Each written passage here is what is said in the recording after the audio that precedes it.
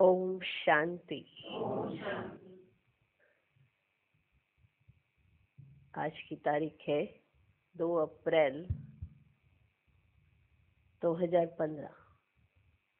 साकार महावाक्य। बाबा कहते, मीठे बच्चे, तुम्हारा प्यार विनाशी शरीरों से नहीं होना चाहिए। एक विदेही से प्यार करो, देह को देखते हुए नहीं देखो।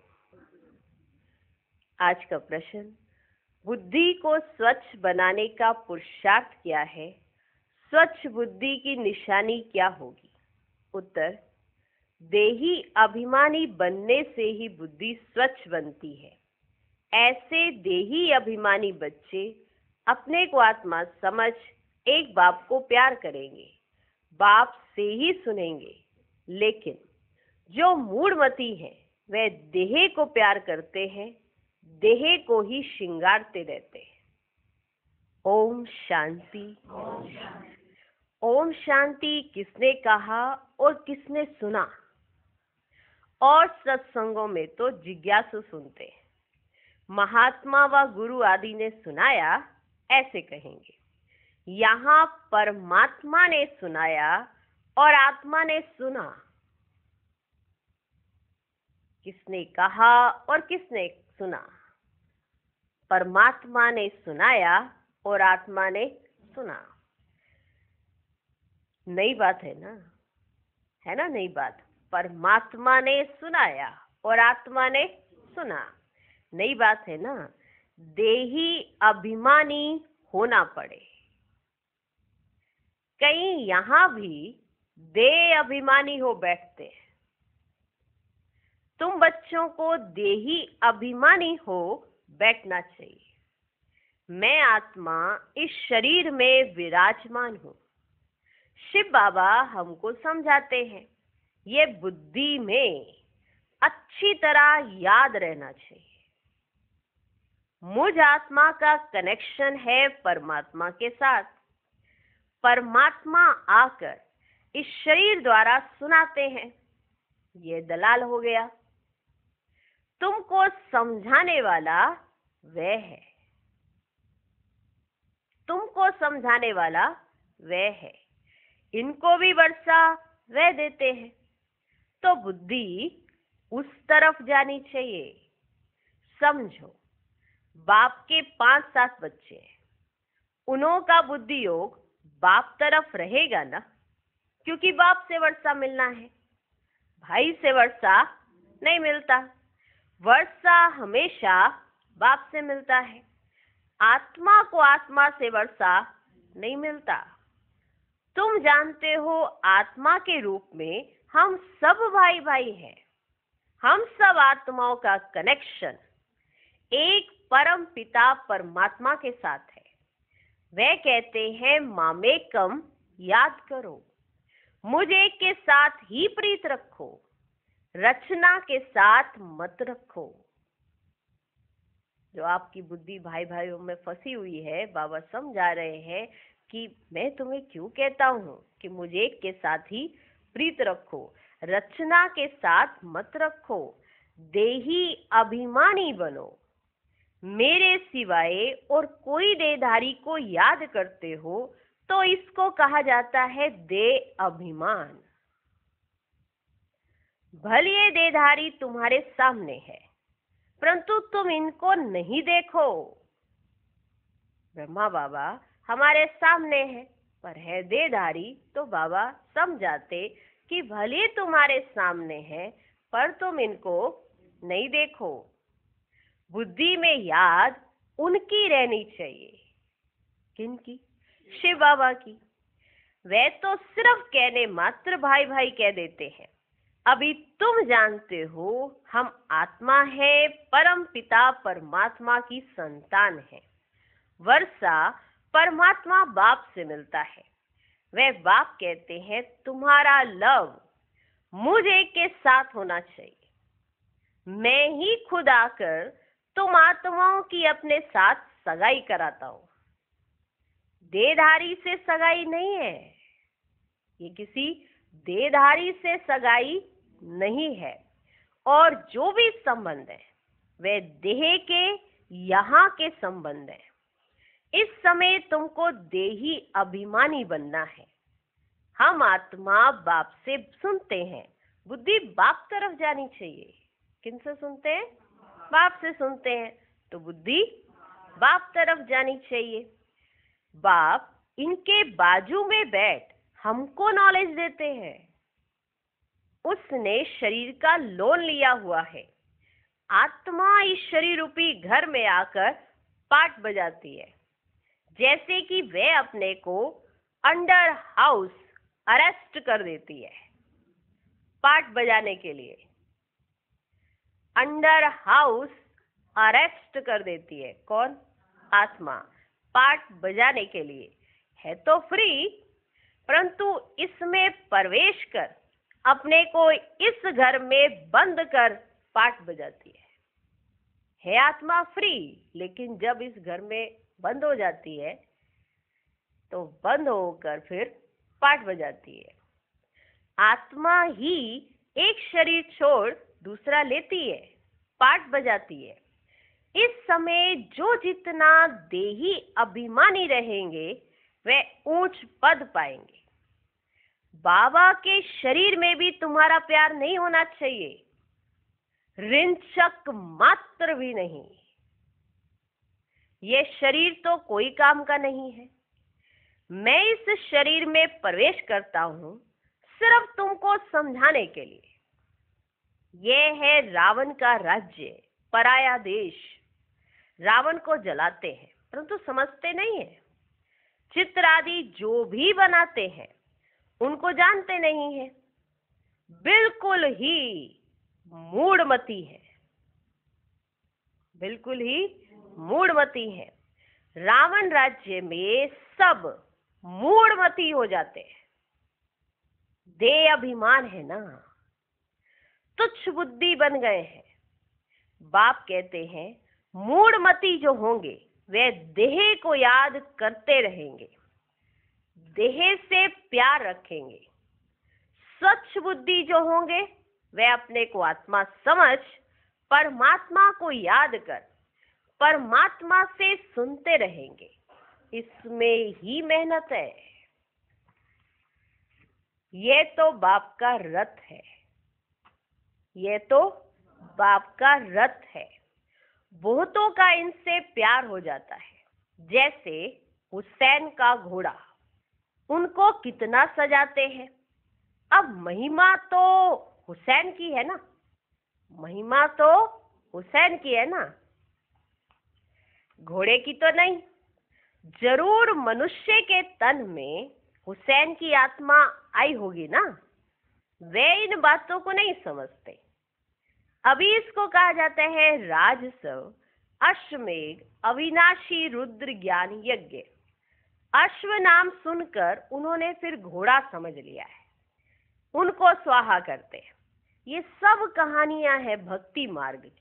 राजसव, अश्वमेघ, रुद्र ज्ञान यज्ञ। उन्होंने समझा कि ऐसा यज्ञ रचा जाता है जिसमें घोड़े को स्वाहा किया जाता है। पर घोड़ा कौन सा?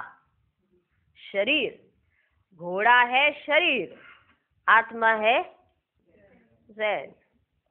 अब बाप है हुसैन, घोड़ा है ब्रह्मा बाबा, रथ है ना।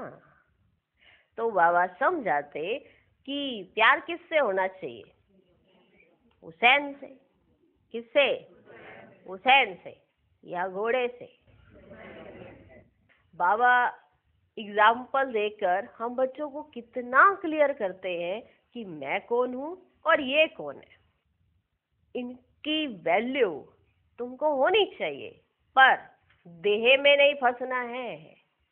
इनकी देह को याद नहीं करना है, याद तुम्हें मुझको करना है। यही तो प्रैक्टिस करनी है।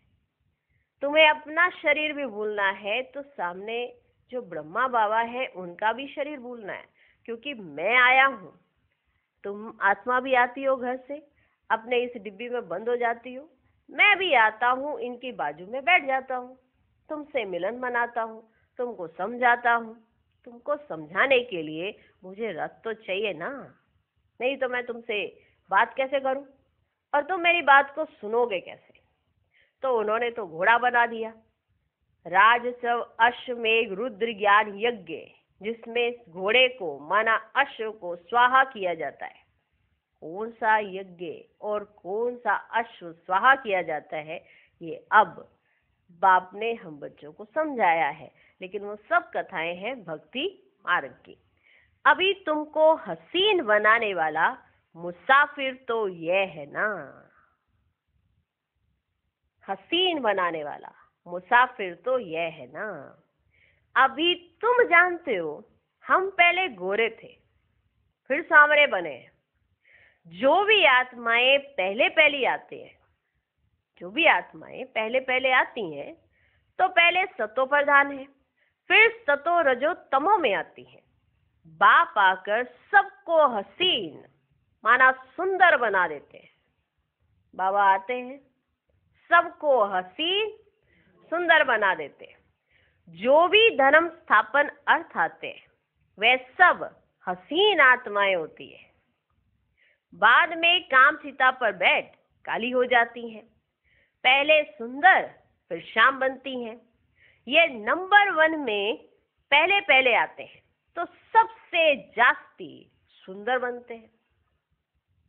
ये नंबर 1 में पहले पहले आते हैं, तो सबसे जास्ती सुंदर बनते हैं। इन लक्ष्मी नारायण जैसा नेचुरल सुंदर तो कोई हो ना सके। ये ज्ञान की बात है। भल क्रिश्चियन लोग भारतवासियों से सुंदर हैं, माना गोरे हैं, क्योंकि उस तरफ के रहने वाले हैं।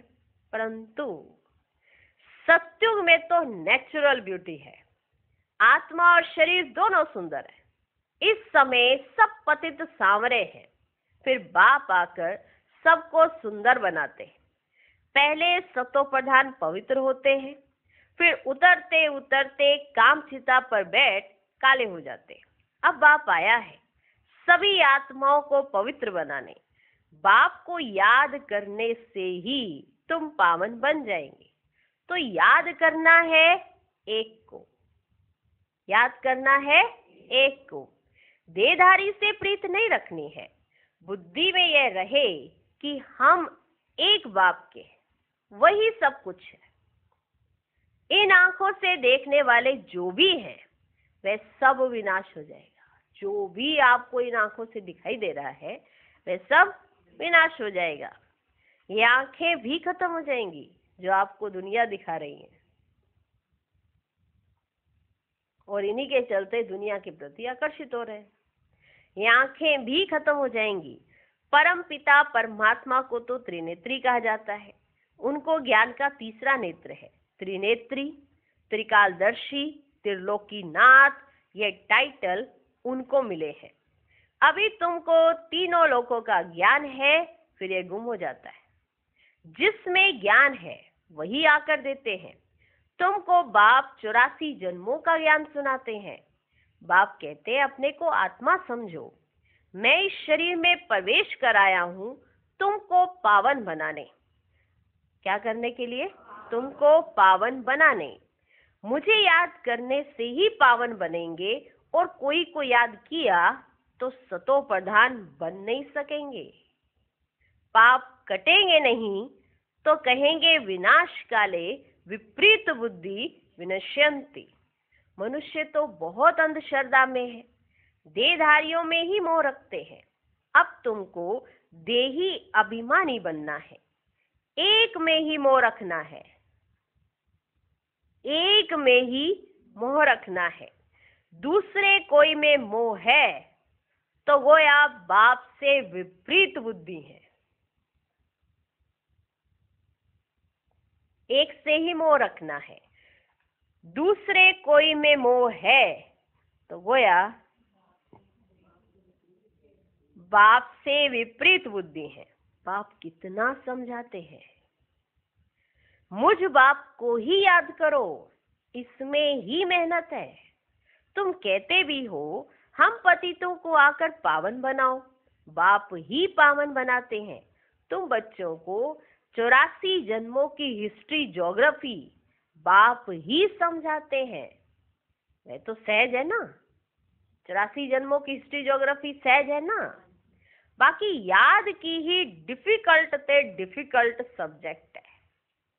बाप के साथ योग रखने में कोई भी होशियार नहीं है।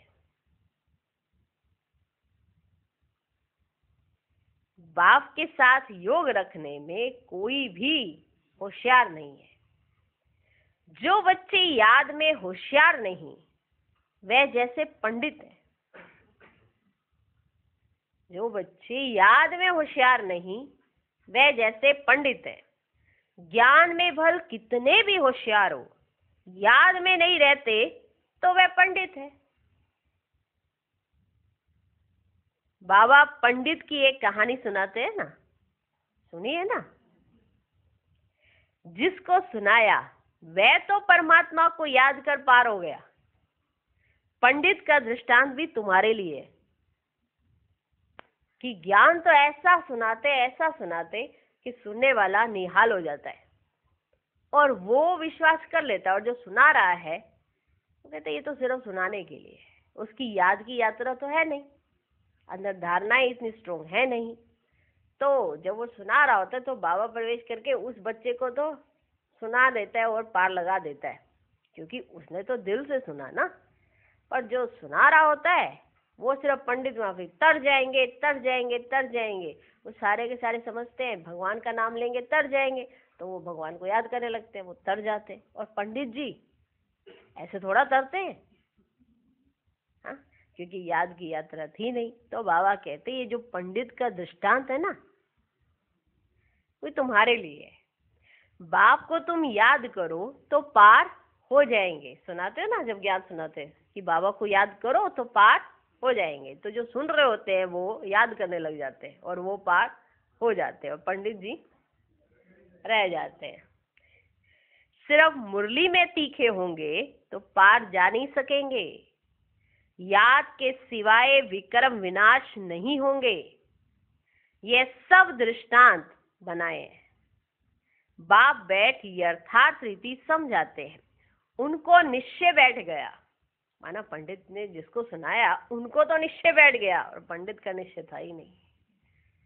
उनको निश्चय बैठ गया, एक ही बात पकड़ ली कि परमात्मा को याद करने से पार हो जाएंगे। पंडित जी ने कहा कि परमात्मा को याद करने से पार हो जाएंगे, तो जिन्होंने सुना उन्होंने एक ही बात को पकड़ लिया और उस बात पर उनको निश्चय बैठ गया और वो तो पार हो गए। और पंडित जी ने सोच लिया ऐसे थोड़ा पार होते हैं।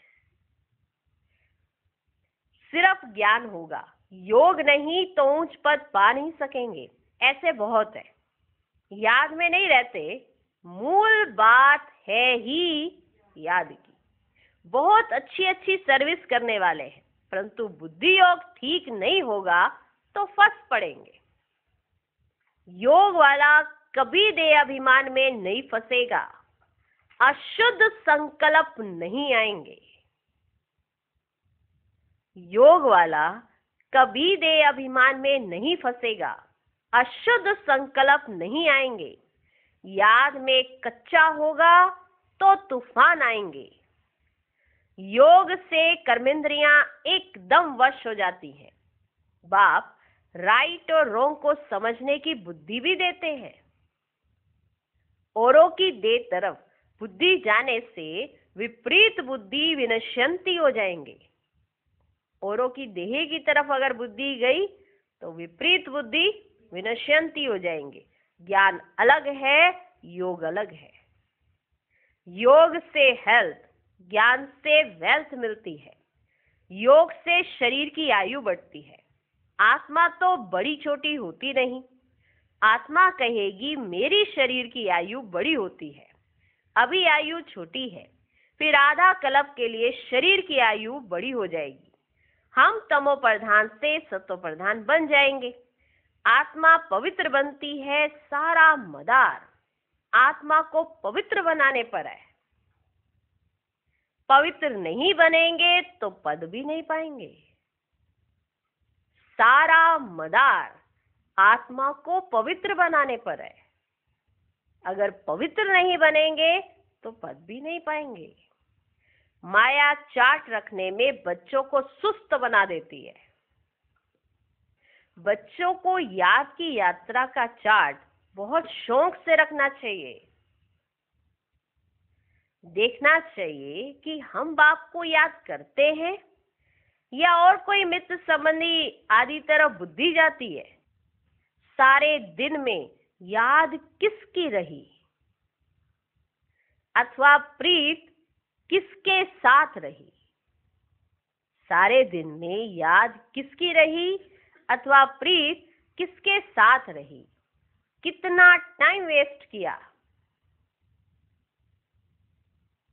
सारे दिन में याद किसकी रही और प्रीत किसके साथ रही। कितना टाइम वेस्ट किया। अपना चार्ट रखना चाहिए, परंतु कोई में ताकत नहीं है जो चार्ट रेगुलर रख सके। कोई विरला रख सकते हैं। माया पूरा चार्ट रखने ही नहीं देती है, एकदम सुस्त बना देती है, चुस्ती निकल जाती है। बाप कहते हैं मामी कब याद करो। मैं तो सभी आशिकों का माशूक हूं, तो माशूक को याद करना चाहिए ना। माशूक बाप कहते हैं तुमने आधा कल्प याद किया है, अब मैं कहता हूं मुझे याद करो, तो विक्रम विनाश हो जाए। अब अच्छी और यथार्थ भक्ति करो ना। अब सही तरीके से याद करो, तो भी नहीं करते हैं। माशूक बाप कहते हैं तुमने आधा कल्प याद किया है, अब मैं कहता हूं मुझे याद करो, तो विक्रम विनाश हो जाए। ऐसा बाप जो सुख देने वाला है, कितना याद करना चाहिए। और तो सब दुख देने वाले हैं, वे कोई काम आने वाले नहीं हैं। और सब आपको दुख देने वाले हैं, वे कोई काम आने वाले नहीं है। अंत समय परमात्मा बाप ही काम आता है। अंत का समय एक हद का होता है, एक बेहद का होता है। बाप समझाते हैं अच्छी रीति याद करते रहेंगे तो अकाले मृत्यु नहीं होगी। अच्छी रीति याद करते रहेंगे तो अकाले मृत्यु नहीं होगी। तुमको अमर बना देते। पहले तो बाप के साथ प्रीत बुद्धि चाहिए। कोई के भी शरीर के साथ प्रीत होगी तो गिर पड़ेंगे, फेल हो जाएंगे, चंद्रवंशी में चले जाएंगे। स्वर्ग सत्युगी सूर्यवंशी राजाई को ही कहा जाता है। स्वर्ग सत्युगी सूर्यवंशी राजाई को ही कहा जाता है। त्रेता को भी स्वर्ग नहीं कहेंगे। जैसे द्वापर और कलयुग है, तो कलयुग को रौरव नरक तमो प्रधान कहा जाता है। द्वापर को इतना नहीं कहेंगे। फिर तमो प्रधान से सतो प्रधान बनने के लिए याद चाहिए। खुद भी समझते हैं हमारी फलाने से बहुत प्रीत है, उसके आधार बिगर हमारा कल्याण नहीं होगा। खुद भी समझ आ रही है कि हमारी बुद्धि कहीं ना कहीं फंसी पड़ी है, और समझ रहे हैं कि उसके साथ हमारी बहुत प्रीत है।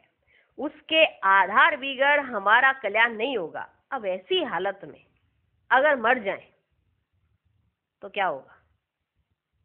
है ना? आज समझ आ रही है कि हमारी बुद्धि कहाँ फंसी हुई है, और ऐसी हालत में आज ही कुछ हो जाए तो क्या होगा?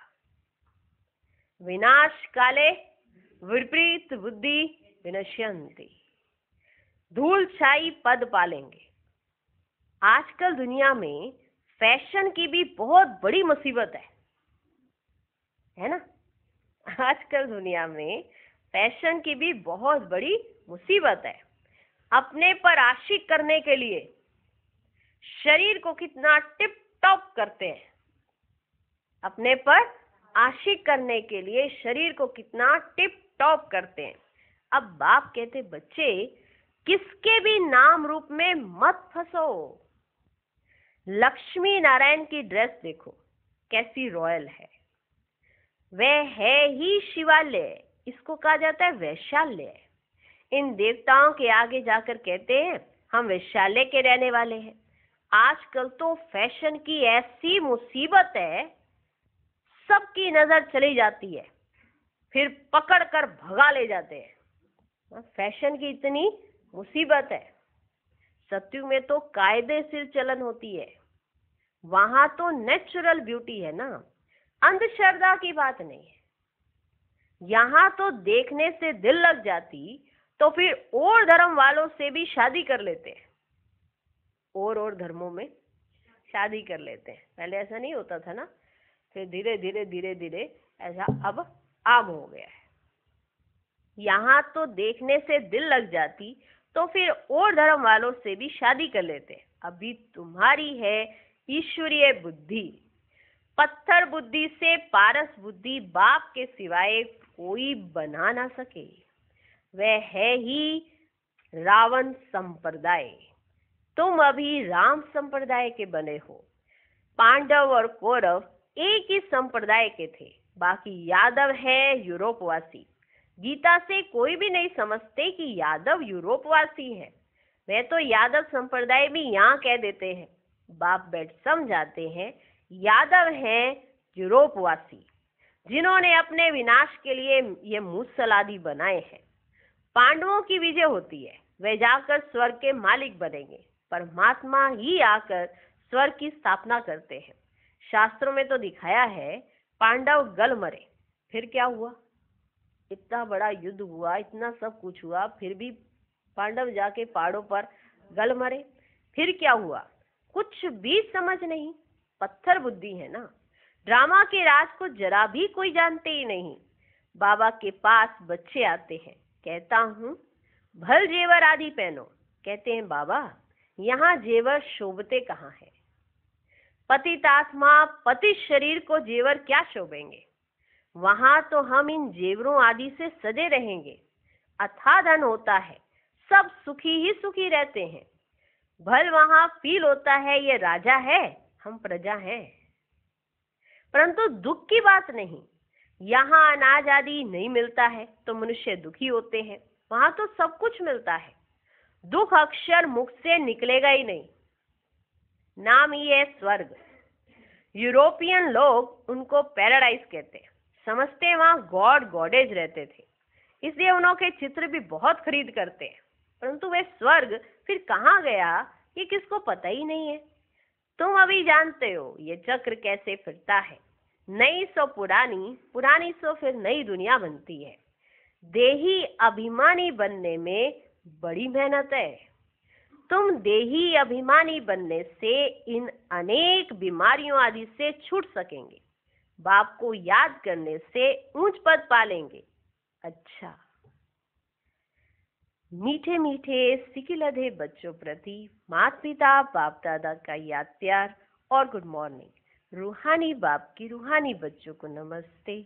हम रूहानी बच्चों के भी रूहानी बाप को नमस्ते नमस्ते नमस्ते। Good morning good morning good morning. धारणा के लिए मुख्य सार। पहला पॉइंट, किसी भी देहधारी को अपना आधार नहीं बनाना है। शरीरों से प्रीत नहीं रखनी है। दिल की प्रीत एक बाप से रखनी है। किसी के नाम रूप में नहीं फंसना है। दूसरा पॉइंट, याद का चार्ट शौक से रखना है। इसमें सुस्त नहीं बनना है। चार्ट में देखना है मेरी बुद्धि किसके तरफ जाती है, कितना टाइम वेस्ट करते हैं, सुख देने वाला बाप कितना समय याद रहता है। आज का वरदान, मस्तक द्वारा संतुष्टता के चमक की झलक दिखाने वाले साक्षात्कार मूर्त भव, जो सदा संतुष्ट रहते हैं, उनके मस्तक से संतुष्टता की झलक सदा चमकती रहती है। उन्हें कोई भी उदास आत्मा यदि देख लेती तो वह भी खुश हो जाती है, उसकी उदासी मिट जाती है। जिनके पास संतुष्टता की खुशी का खजाना है, उनके पीछे स्वतः ही सब आकर्षित होते हैं। उनका खुशी का चेहरा चैतन्य बोर्ड बन जाता है, जो अनेक आत्माओं को बनाने वाले का परिचय देता है। तो ऐसी संतुष्ट रहने और सर्व को संतुष्ट करने वाली संतुष्ट मनिया बनो, जिससे अनेकों को साक्षात्कार हो। आज का स्लोगन, चोट लगाने वाले का काम है चोट लगाना और आपका काम है अपने को बचा लेना। ओम शांति।